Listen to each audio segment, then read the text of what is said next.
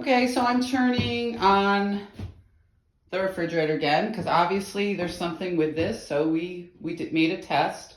I'm doing the best I can. I'm a lay person with this stuff. You shouldn't have to be a maintenance person. You shouldn't have to have a law degree. You shouldn't have to have all these credentials to deal with this sorts of thing. Seems to me people should be helping. You think they'd want to know if there was some sort of electrical or burning or there was something going on that puts people's lives in jeopardy. I was a landlord for 20 years and I'm getting a little tired of being so disrespected. Other people want respect for their rights. I believe there was some homosexual individuals involved in this group over here at this bar. There was certainly trans and homosexual at the YWCA. There's certainly been black men involved. There's quite a number of them that go in and out upstairs. It seems to me, and I was supportive of black BLM, I was supportive of trans, I've been supportive of special needs individuals because I have special needs in my family. I was supportive of the Hispanic community because my sister has had quite a few boyfriends that are Hispanic, and she has children by different men that are also Puerto Rican or Hispanic. I don't want to because I never got to see them because her gang girlfriends were more important. Those were her family. I was trying to get her housing when I was going through my divorce and trying to hang on to my home, and I was going to have my half-sister, I say half-sister now, I always treated her like a regular sister, move in downstairs because I wanted her to have a safe place. So I have supported a number of individuals since I was a child. Growing up, my mother was drug addicted. She was often with her friends. She didn't want to be a mother. My father didn't want to be a father. So I have faced this kind of discrimination, harassment my entire life, and abuse because they think it's funny. They think it's funny to say you're family, but you're not family. This one's your family. I have people coming up to me, well, you're related to this one, you're related to that one. And I don't know, because it's an ongoing joke, which I also believe is child abuse. And certainly when men pretend to be father figures.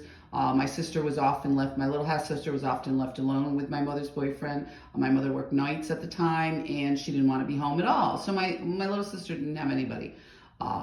She was often left alone in the house with my mother's boyfriend. So I was often left alone with her first boyfriend. So this has been an ongoing pattern. And it was a big joke at the jail when I was trying to get my assets. I was trying to get my dog. They brought over one of her boyfriend's family who has pedophiles in the family. And we can get into that. But suffice to say, you try to extend some compassion to these people. I don't really have any left. Most of these people need to be in treatment or they need to be conducted to some sort of therapy or if they're in transition, they're not there yet. So when they're attacking me, and they did this up on the lake, there were homosexual relatives of my neighbors that would often visit. They had other activities going on with the trailer park. So there was a rather large group of them that gambled, drank, had parties and different things. And I was often shunned and made fun of. I was made fun of my femininity, various things with my lake home, various things with his friends, because my family was divorced.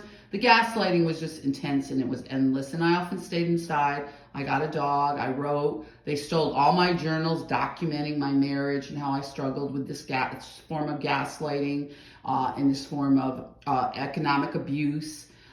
Which was just extremely, you don't realize that it's how fatal it is, this coercive control, which we understand a little bit of it now. And certainly now you face the retaliation and the smear campaign when you attempt to try to get your assets or challenge some of this stuff. We have a huge problem in our police department here. It's, generational police officers, that their fathers, their grandfathers, that my half family is connected to, my ex-husband. So it really needs to look at by a third, somebody from the outside looking in, because these people are so enmeshed. They have no boundaries. There's very little consent. There's very little consideration as you as a person, your own agency, and on and on. I can get into that. But it's what women struggle with all the time. I mean, they protected that Valva officer here 3 hours away here. They all got together and protected him. He was freezing his little boy in the garage and killed him. She pleaded. I remember seeing her on Twitter because we were first getting started with Twitter, and people were just ignoring her. And they've ignored me repeatedly. They either shun me or they make snarky remarks on my video. No, they're not the most pretty. They're raw. I wish I could edit it more and make something more substantial. But that's the thing that should have went on at the YWCA, which, you know, there's so many problems there. It's a wonder that, you know, people should move on after a while if they're that, you know, if they're living the dream. It's more for a crisis situation, but they don't. They stay there and they live, and it's like a thug group that harasses you when you go there. So this is on, and we'll continue to talk about it because we have major problems here in upstate New York. Be safe, guys.